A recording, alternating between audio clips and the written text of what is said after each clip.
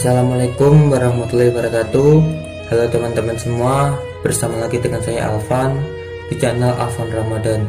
Pada kesempatan kali ini kita akan membahas cerita film Pasukan Berani Mati yang rilis pada tahun 1982. Ini menggambarkan dengan jelas kesaktian dan kekejaman pasukan Belanda saat menjajah negara kita, dan juga menggambarkan para pejuang Indonesia yang rela mati-matian berlumuran darah demi Indonesia merdeka. Dan kita sebagai bangsa Indonesia, jangan lupa pada jasa para pahlawan dan jadilah generasi bangsa yang baik. Sebelum kita melanjutkan ke videonya, jangan lupa untuk subscribe channel ini, like dan komen, dan jangan lupa untuk share ke teman-teman kalian. Inilah alur cerita film Pasukan Berani Mati.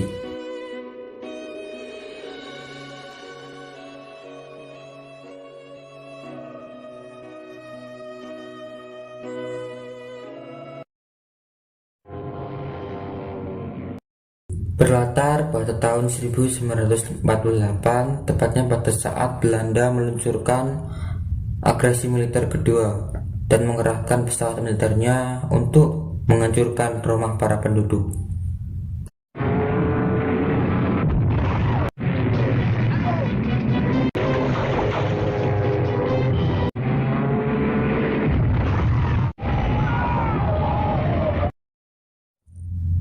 Dan Kapten Bondan yang saat itu baru saja menikah dan terpaksa turun tangan untuk ikut bertempur sama pasukannya untuk mempertahankan desa mereka dari pasukan Belanda.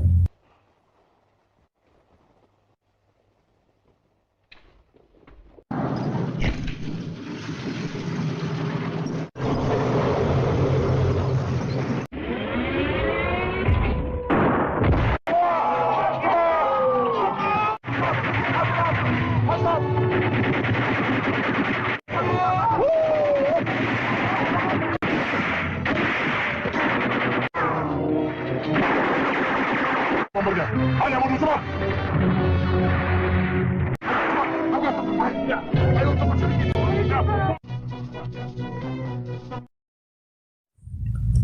Dan para warga yang selamat terpaksa mengungsi dari desanya karena rumah mereka sudah hancur karena pasukan Belanda. Namun ketika di tengah perjalanan, dengan pesawat militernya kembali menyerang para warga. Naasnya, istri Kapten Bondan harus tewas di tempat karena kena tembakan, tepatnya pada jantungnya.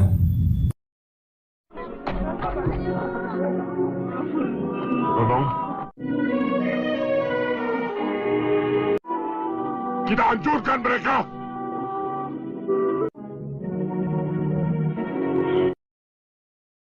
Dan malamnya, setelah para penduduk sampai di desa yang mereka tuju dan mereka mempersiapkan untuk pemakaman istri Kapten Bondan. Kalau Bapak perlukan, rumah di sebelah sana.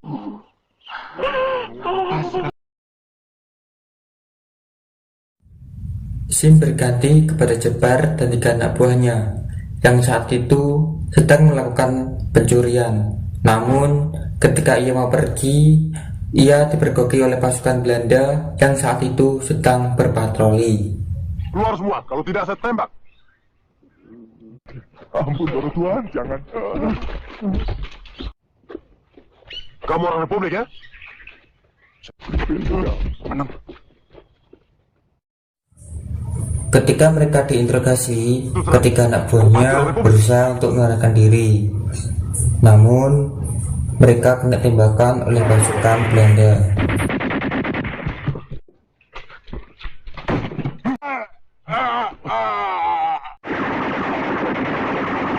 Jebar yang berhasil menewaskan pasukan Belanda dan melihat anak buahnya yang sudah tewas, ia berniat pergi. Namun ketika ia mau pergi, ia mendengar rintihan dari anak buahnya yang bernama Jabrik masih hidup, dan ia membawanya pergi dari tempat itu.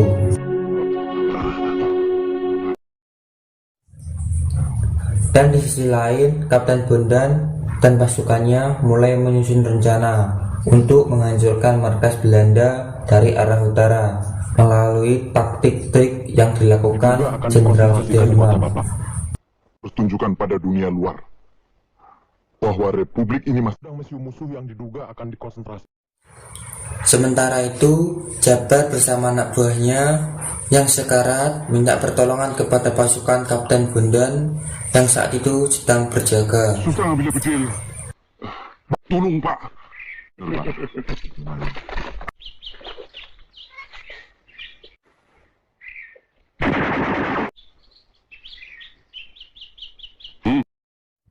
Mendengar suara keributan, Kapten Bondan pun lalu mendatangi ke tempat itu dan menanyakan apa yang sedang terjadi. Apa mau Bung? Dan Jabar menjelaskan ia ingin bergabung menjadi pasukan Kapten Bondan. Dan saat di sela-sela pembicaraan mereka, Jabrik yang saat itu sedang sekarat akhirnya meninggal dunia. Komandan. Iya. Saya kesini maksudnya mau gabung sama pasukan Papa. Mateni Papa patroli Belanda. Sebab kami belum yakin Bung ini benar-benar orang yakin Pak. Sumpah. Sakitnya dia.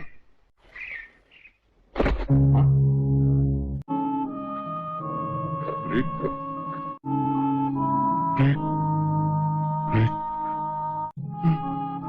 Jabrik mati.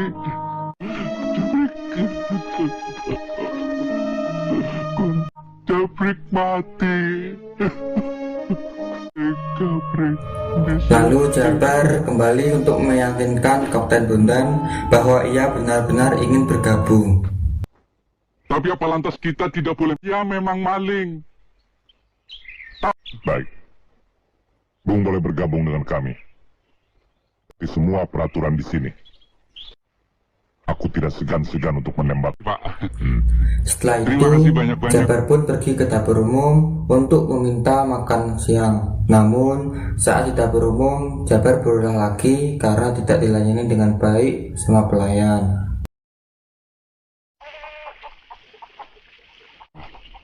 Bapak Komandan sudah ngizin. Saya tidak mempersulit, cuma ini belum selesai. Hah? Mau tahu siapa saya?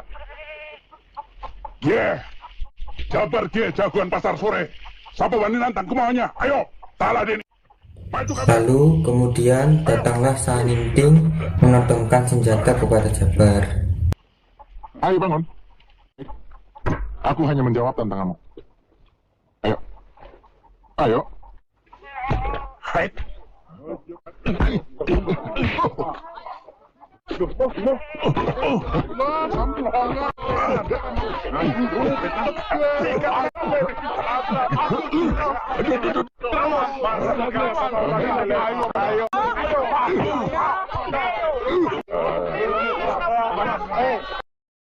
Perkelahian mereka selesai ketika mendengar tembakan bahwa makan siang sudah boleh diambil.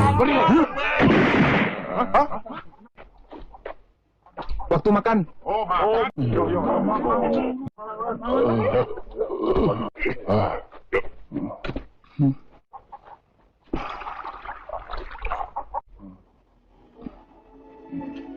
Kalau mau tunggu sebentar, kan mukanya tidak.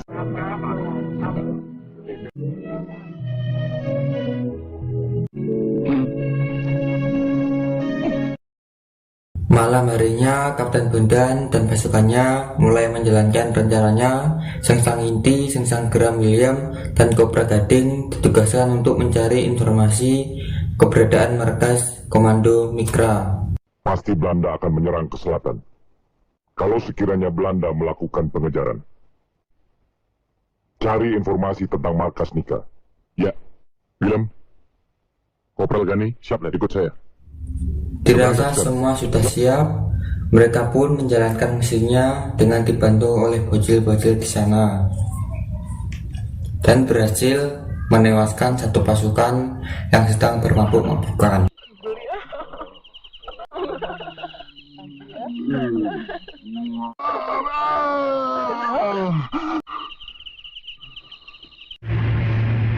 Berhenti! Merdeka! Dan misi selanjutnya, mereka memasang jebakan di bawah jembatan dan diledakkan ketika pasukan itu sampai.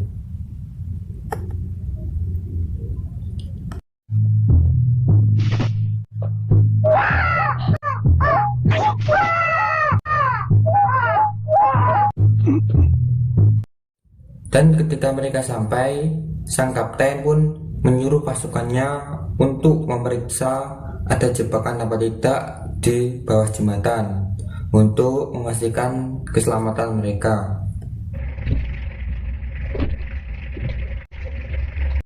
Leutnant, laat niemand de brug onderzoeken. Check! Op! Goed!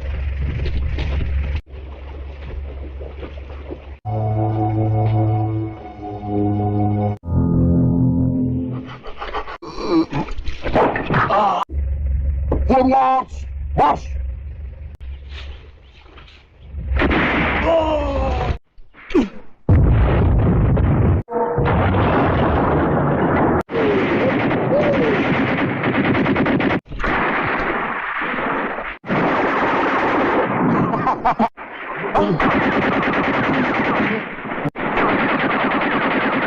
Tolong Karena jumlah mereka kalah banyak dari pasukan Belanda, Kapten Bondan pun memilih untuk mundur bersama pasukannya. mundur! Ayo mundur! Ayo cepat, mundur! Ketika hendak pergi, dua orang terkepung oleh pasukan Belanda dan menjadi tawanan Belanda. Breng Harme!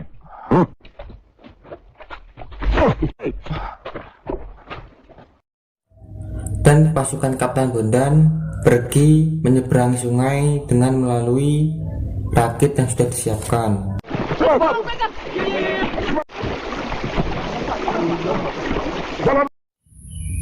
Namun pasukan Belanda mengetahui keberadaan Kapten Bondan dan pasukannya yang sedang pergi dan kembali berperang.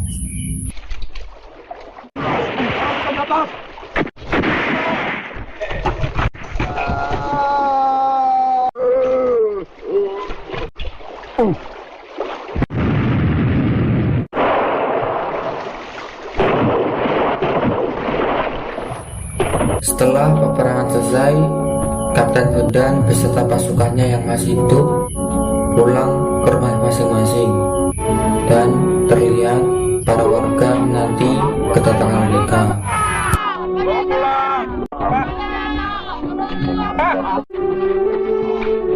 Suci, jangan, kalau sudah besar diri saya.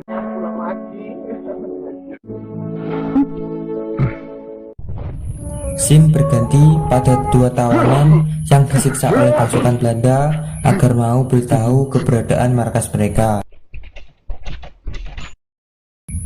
Diketahui sang wanita yang bernama Latifah melihat temannya yang disiksa, namun ia tidak getar sedikit pun dan ia tetap teguh pada pendiriannya untuk tidak mau buka mulut soal informasi yang diminta.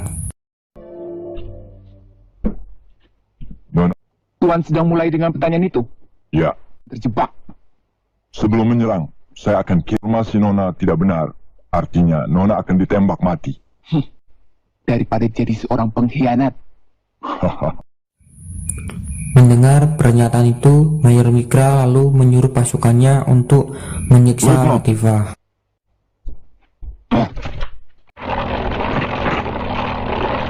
Kamu kira siksaan yang akan kamu terima saat ini akan dikenang?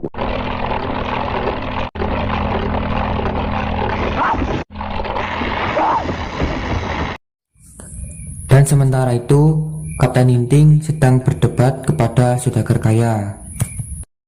Berbahaya. Saya tidak mengerti.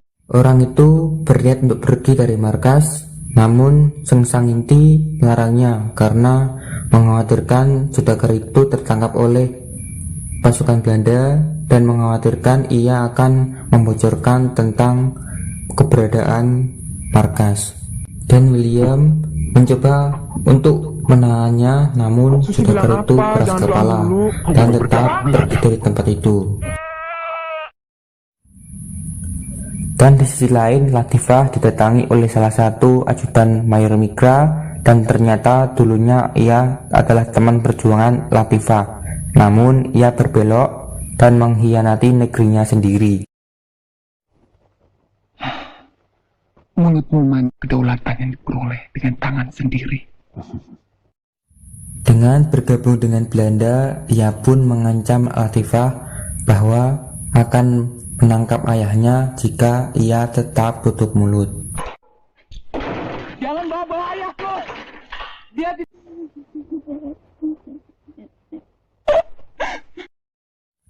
Dan keesok harinya, ayah Latifah yang sedang mengajar didatangi oleh pasukan Belanda. Apa hubungannya dengan aku?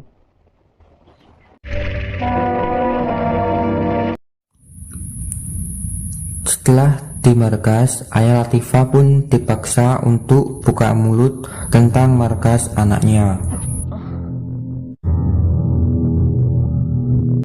Dan sama dengan Latifah, beliau tidak goyah sedikit pun dan tetap tidak mau berbicara.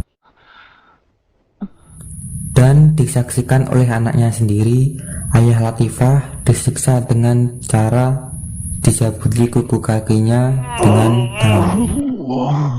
Tenang, Nona, tenang. Mayor Mikra kembali membujuk Latifah untuk berbicara supaya siksaan ayahnya dihentikan, dan ayah Latifah berusaha mengingatkan Latifah untuk jangan berkhianat karena itu dibenci oleh Allah. Jangan seumur hidupmu. Jangan katakan nyawaku bukan paling dibenci Tuhan dan manusia. Adalah katakan nyawaku bukan apa. Dan Mayor Mikra dengan cepatnya menembak ayah Latifah, dan seketika beliau meninggal dunia.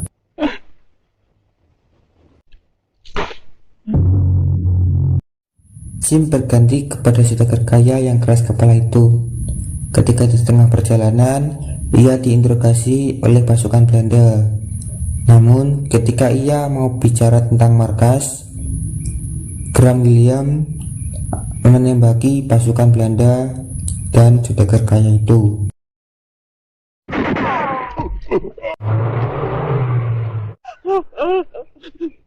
Maafkan aku, Suci. Anaknya yang bernama Suci tak terima atas kematian ayahnya dan menganggap William adalah seorang yang pembunuh, dan ia membalaskan dendamnya dengan membocorkan lokasi markas kepada Mayor Mikra.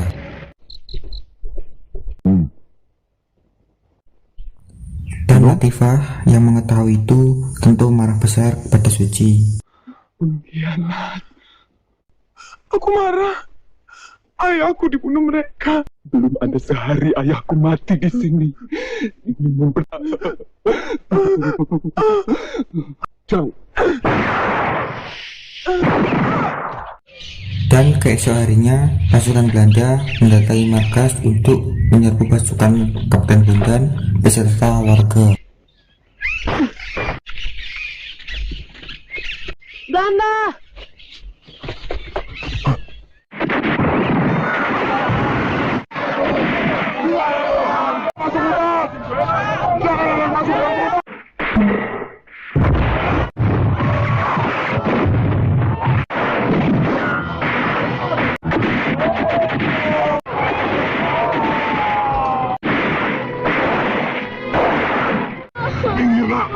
Takut, Bu.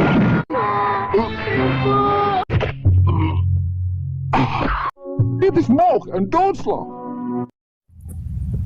Beberapa pasukan Kapten Bondan berhasil selamat, namun naasnya Kapten Bondan harus tewas di tempat karena berusaha untuk menyelamatkan anak kecil.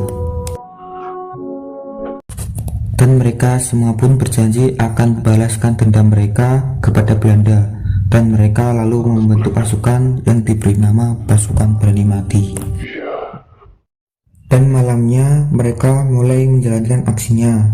Sementara itu di markas Belanda, orang-orang Belanda sedang merayakan kemenangan mereka karena sudah bisa menghancurkan markas Republik. Mereka ada di sini dan di sini.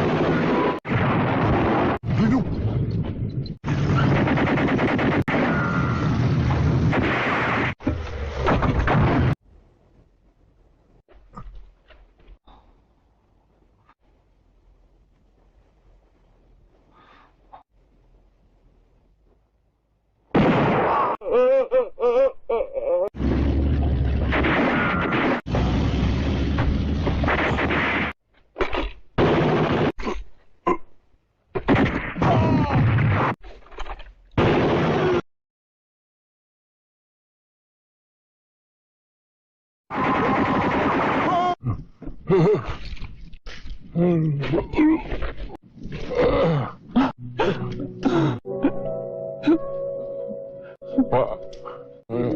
sudah cukup.